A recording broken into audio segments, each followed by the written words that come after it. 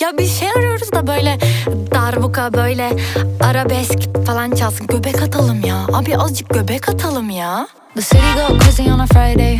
Tequila start giving me a migraine. Waiting in line getting sloppy, so I'm out.